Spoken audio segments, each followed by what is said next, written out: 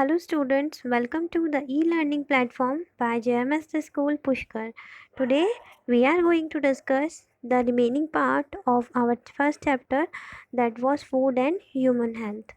Okay, let's get started. Let's start our chapter with the properties of drinking water. Let's start. Water should not have visible particles. Water should not have harmful microbes. pH of water should be balanced. Water must have adequate amount of dissolved oxygen. Okay, water में किसी भी तरह के visible particles नहीं होने चाहिए.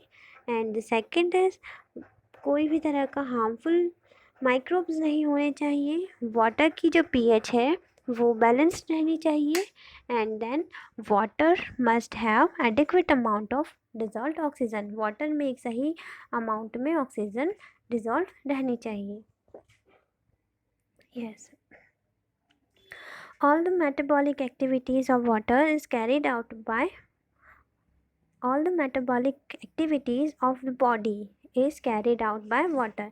So अपने body की जितनी भी मेटाबॉलिक एक्टिविटीज़ है तो उसमें ज़्यादातर किसका मेन रोल रहता है? वाटर का. Metabolism of body work is proper way. Metabolism of body work in a proper way if adequate amount of water is drunk. अब क्या है, इन्होंने कहा है कि बॉडी जो मतलब हमारी बॉडी है उसमें मेटाबॉलिज्म जो है वो बिल्कुल एक ठीक से कब वर्क करेगा? जब आप ठीक से प्रॉपर अमाउंट में पानी पिएंगे. Toxic elements comes out of the body by drinking 8 to 10 glass of water per day. अगर हम 8 to 10 ग्लासेस वाटर एक दिन में पिएंगे तो हमारी बॉडी में जितने भी टॉक्सिक एलिमेंट्स हैं, जो हमारी बॉडी में कुछ ऐसे एलिमेंट्स से इकट्ठे हो जाते हैं जो कि हमारे लिए हार्मफुल रहते हैं, टॉक्सिक बोल सकते हैं हम उन्हें. सो वो हम लोगों को किस तरह से उनको कम आउट कर सकते हैं हमारी बॉडी से? Through drinking water 8 to 10 glasses per day.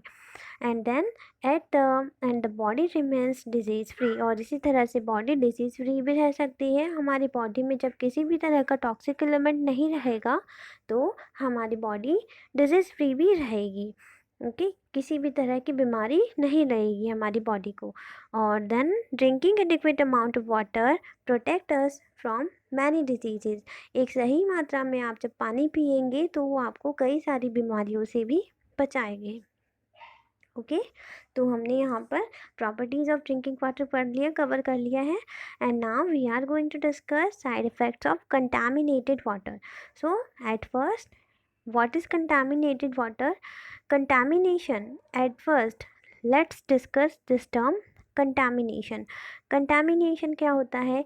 Contamination से आप समझ सकते हैं that contamination किसी भी मतलब जैसे वाटर है, तो वाटर में क्या होगा कि कोई भी तरह की इस जो उसकी प्रॉपर्टीज़ है, जो वाटर की एक्चुअल प्रॉपर्टीज़ है, उसके अलावा उसके अंदर कुछ माइक्रोब्स की एंट्री होना या उसके अंदर किसी भी तरह का पैथोजन का होना. ओके, तो ये सब क्या होंगे? कंटामिनेटेड. सेकंड थिंग, उसमें किसी भी तरह के पार्टिकल्स का होना. So all these are included in the contaminated water. Okay, so yes, there the main pathogen are viruses, bacteria, protozoa and worms. तो mainly कौन कौन से pathogens होते हैं? Virus, bacteria and worms. They enter in our body by drinking contaminated water. So वो हमारी body में कैसे एंटर हो सकते हैं? जब हम एक कंटामिनेटेड वाटर को ड्रिंक कर लेंगे. जैसे हमने कंटामिनेटेड वाटर पिया, ठीक है, तो हमारी बॉडी में कंटामिनेटेड वाटर की एंट्री हो गई, तो उसी के साथ साथ किन किन की कई सारे pathogens like virus, bacteria, protozoa और वर्म्स की भी एंट्री हो जाती है. These pathogens causes cholera, dysentery and like diseases. तो ये पैथोजेंस हमारी बॉडी में कैसी कैसी डिजीजेज पैदा कर सकते हैं? लाइक कॉलेरा, डिसेंट्री, ऐसी. Contaminated water can cause many communicable diseases. Contaminated water से ही हमें कई सारी कम्युनिकेबल डिजीजेज भी होने के चांसेस रहते हैं. Dracunculiasis was once a serious problem in Rajasthan. As हम राजस्थान से ही बिलोंग करते हैं, तो पहले हम इस कॉन्टेक्स्ट में देखते हैं कि ड्रैकनकुलिसिस एक डिज़ीज़ हुई थी जो कि बहुत ज़्यादा एक मतलब सीरियस मोड पर आ गई थी राजस्थान में। मतलब कई सारे जो पीपल थे राजस्थान के, कई सारे लोग इससे अफेक्टेड हुए थे। अ वॉर्म ड्रैकनकुलिसिस मेडिनेंसिस इस कॉजिंग एजेंट। तो इस जो ड्रैकनकुलिसिस जैसी डिजीज़ है, तो उसके होने का कॉजिंग एजेंट कौन था? ड्रैकनकुलिसिस मेडिनेंसिस।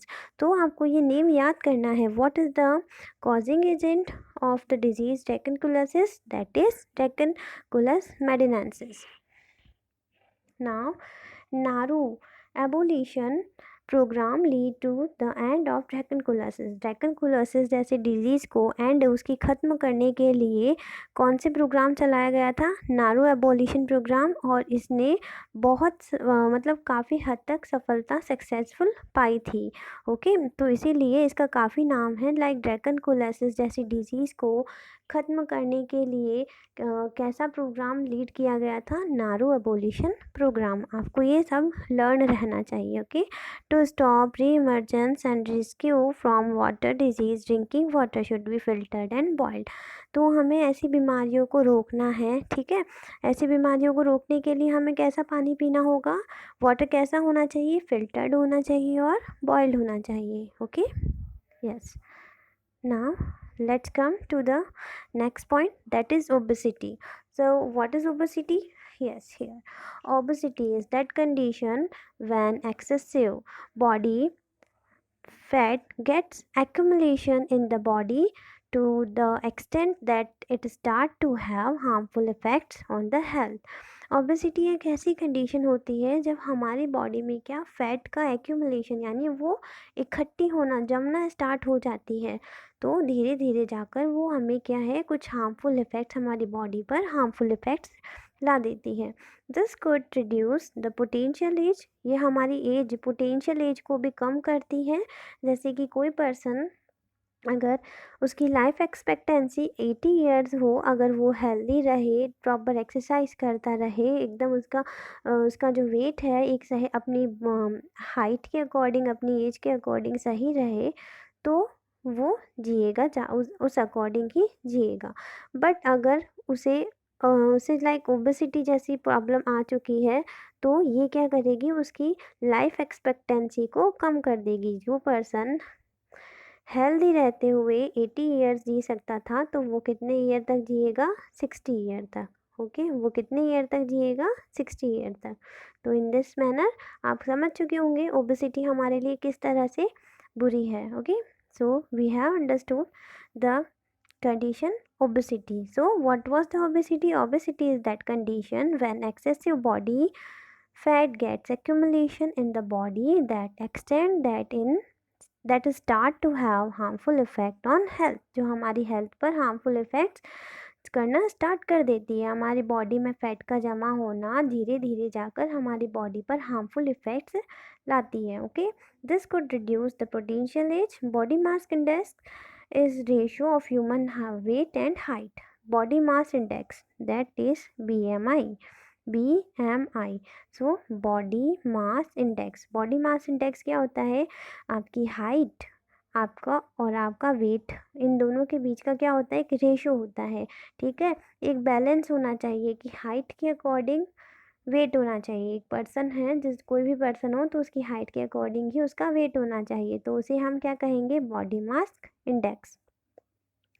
body mass index. Okay, obesity is associated with many diseases such as, obesity जो है, obesity वो कई सारे diseases से जुड़ी है, like heart diseases, diabetes, mellitus, sleep apnea। सो इन कई सारे डिजीज़ से जुड़ी हुई है। तो आगे जाकर ये जैसे कैंसर जैसी डिजीज़ भी ला देती है। तो ओबेसिटी कई सारी बीमारियों का घर है, जो कि कई सारी बीमारियों को इनविटेशन देती है। इस तरह से आप समझ सकते हैं।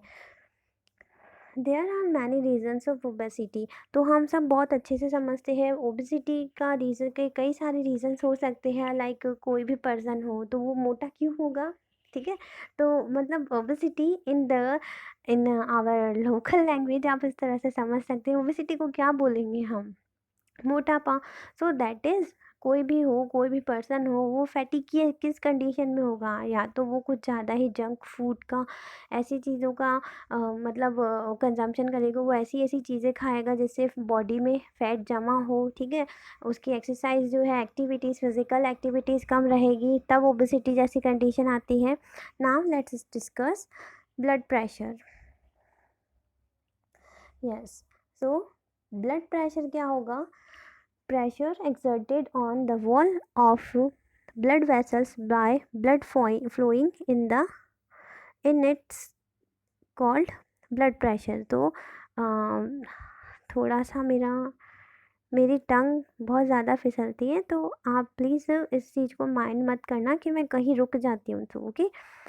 Yes, pressure exerted on the wall of the blood vessels by blood flowing in it is called blood pressure। so यहाँ पे क्या बताया इन्होंने कि जो ब्लड वेसल्स की वॉल पर एक प्रेशर बनता है, ठीक है, ब्लड फ्लो होने के कारण ब्लड वेसल्स की वॉल पर जो प्रेशर एक्सर्ट हो रहा है, तो उसे ही हम क्या कह रहे हैं?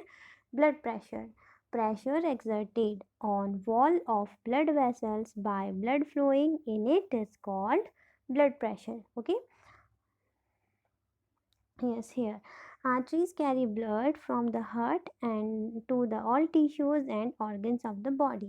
so आपकी बॉडी के हर एक ऑर्गन तक और टिश्यूज तक ब्लड को ले जाने का काम कौन करती है? Arteries. Okay, now blood pressure of a person is expressed in systolic and diastolic like 120 to 180। So blood pressure को हम किस तरह से एक्सप्रेस करते हैं? That is systolic and diastolic. Okay, like हमने यहाँ लिखा 120 to 180। So 120 is systolic and 180 is diastolic. Okay, now come here. हाँ, yes, Coplan had defined blood pressure in 1983। First time blood pressure को किसने डिफाइन किया था? कॉपलान ने, ठीक है। And the equipment use for measuring blood pressure is called sphygmomanometer. Okay, तो जिस इक्विपमेंट का हम यूज़ करते हैं ब्लड प्रेशर को नापने में, ब्लड प्रेशर को मेजरिंग करने में, हम जिस इक्विपमेंट का यूज़ करते हैं, तो that is sphygmomanometer. Blood pressure, अब क्या होता है कि जो ब्लड प्रेशर है वो भी दो टाइप के हैं, low blood pressure and high blood pressure, ठीक है। ब्लड प्रेशर दो टाइप के हैं, so that was low blood pressure and high blood pressure. Okay, so इस तरह से हमने यहाँ पर एक और टॉपिक हमने ओवर कर लिया है हमारा। So let's come here intoxicants and human health. Intoxicants and human health से आप क्या समझेंगे? Harmful narcotic substance which create an illusion of pleasure. So मतलब हमारी बॉडी में कुछ ऐसे सब्सटेंस का हमारी बॉडी में जाना जो हमें क्या है, एक इल्यूज़न ऑफ प्लेजर क्रिएट करता है, जिससे हमें फील होता है कि हम खुश हो रहे हैं। इंटरनली अगर कोई भी पर्सन स्ट्रेस्ड है, डिप्रेस्ड है, तो वो अपनी मतलब इस डिप्रेशन को, ठीक है, इस डिप्रेशन को भूल जाता है जब वो इस तरह के सब्सटेंस ले लेता है। तो इसे हम क्या कहते हैं? Narcotic substance. तो उन्हें हम क्या कहते हैं? Narcotic substance. And very first वो हम लोगों के लिए क्या रहते हैं? हार्मफुल रहते हैं, तो इसीलिए हमने उन्हें क्या बोला है? Harmful narcotic substance which create an illusion of pleasure. Like एक मैं एग्जांपल ले सकती हूँ, जैसे कई लोग ऐसा होते हैं कि वो लोग क्या करते हैं? गुटखा, ठीक है, गुटखा, टोबैको, अल्कोहल, अफीम, इस टाइप के सब्सटेंसेस का, इन सब का अपनी बॉडी में मतलब किस तरह से यूज़ करते हैं दैट उनको यह लगता है कि हमें ये लेने से बहुत शांति मिलती है, ठीक है, एक बहुत अच्छी फीलिंग आती है उन्हें।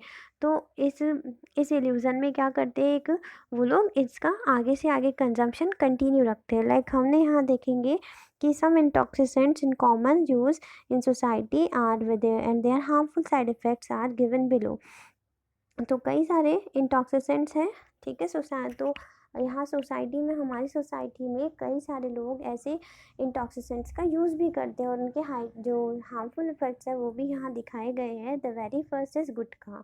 गुटखा से कौन सी डिजीज़ होती है? Submucous fibrosis. तो गुटखा, जो लोग गुटखा खाते हैं तो उनको डिजीज़ होने के कौन से चांसेस हैं? Submucous fibrosis. ये एक ऐसी कंडीशन है जिसमें जो हमारी जॉ होती है, मसल जॉ होती है, तो वो वर्क नहीं करती है। Muscles of jaw become hard and the jaw will not open properly.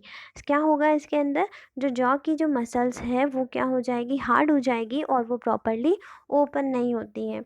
तो जो लोग मतलब कई सारे ऐसे लोग होंगे जिनको आपने गुटखा खाते हुए देखा होगा, तो उनका माउथ क्या होता है? प्रॉपरली ओपन नहीं हो पाता है, जस्ट बिकॉज क्योंकि उनकी जो जॉ होती है वो क्या हो जाती है? उनकी मसल्स, जॉ की जो मसल्स होती है वो हार्ड हो जाती है। Okay, so the second is tobacco. Yes, let's discuss the next narcotic substance, that is tobacco. तो टोबैको हमें कहाँ से मिलता है? Nicotiana tabacum, obtain from the leaves of plant Nicotiana tabacum. तो ये एक ऐसा प्लांट है जिससे हमें क्या मिल रहा है? टोबैको मिल रहा है। और इसका जो फैमिली है, इसकी फैमिली कौन सी है? सोलेनेसी फैमिली से ये बिलोंग करता है। ठीक है। साइड इफ़ेक्ट्स ऑफ च्यूइंग और यूजिंग टोबैको आर, तो इनके क्या क्या साइड इफ़ेक्ट्स होंगे? It can lead the mouth, throat, tongue cancer. तो टोबैको च्यू करने से कौन कौन सी डिजीज़ कैंसर हो सकता है? Let's see, mouth cancer, mouth, throat and tongue. Then damage red blood cells and affect the oxygen transporting capability of the body. ये हमारे आरबीसीज को भी अफेक्ट करता है और फिर यहाँ से क्या होता है कि ऑक्सीजन की जो ट्रांसपोर्टिंग कैपेबिलिटी होती है वो भी कम हो जाती है, उसको भी ये बहुत ज़्यादा अफेक्ट करता है। The third is alcohol. Its main component is ethyl alcohol. So ethyl alcohol is the main component of alcohol. Alcohol का main component क्या है? Ethyl alcohol, C2H5OH. ओके, सो आप इसे भी याद रखें, एथिल अल्कोहल भी याद रखें और अल्कोहल भी याद रखें। तो क्या होता है कि अल्कोहल क्या है? Alcohol causes fatty liver diseases which has an effect on synthesis of protein and carbohydrate.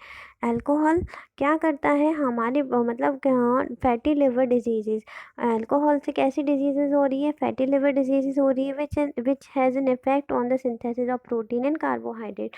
तो इससे हमारी बॉडी में प्रोटीन सिंथेसिस और कार्बोहाइड्रेट सिंथेसिस की जो कैपेसिटी होती है वो उसके ऊपर ये बहुत ज़्यादा इफ़ेक्ट करता है। नाउ देन अफीम, पेपेवर सोमनीफेरम। सो अफीम का क्या साइंटिफिक नेम है? पेपेवर सोमनीफेरम। सो आपके सामने मैं जो भी नेम्स लाई हूँ, लाइक ड्रैगनकुलस मेडिनेंसिस आया था, निकोटिना टबैकम आया था, तो आपको इन सबको याद करना है बिकॉज ये चीज़ें एग्ज़ाम में आती है। लाइक यहाँ पर हमने देखा सोलेनेसी, तो सोलेनेसी के लिए आपको से पूछा जा सकता है tobacco is belong to which family? So it is belong to the Solanaceae family. Okay, and then हमसे ये पूछ सकते हैं कि टोबैको जो है वो हमें कहाँ से मिलता है? तो the plant that is Nicotiana tabacum's leaf, the leaves of the plant Nicotiana tabacum। तो कहाँ कहाँ से हमें क्या मिलता है इसका भी ध्यान रखना है आपको। ओके, यहाँ जैसे मैंने आपको बताया ही था कि अल्कोहल का मेन कंपोनेंट क्या है? C2H5OH। ओके, तो यहाँ इस चैप्टर में क्या है, आपके मैक्सिमम क्वेश्चन जो है छोटे छोटे बनेंगे। ठीक है, आप जैसे क्या होता है कि बोर्ड के एग्ज़ाम में हर एक चैप्टर का अपना अपना वेटेज होता है।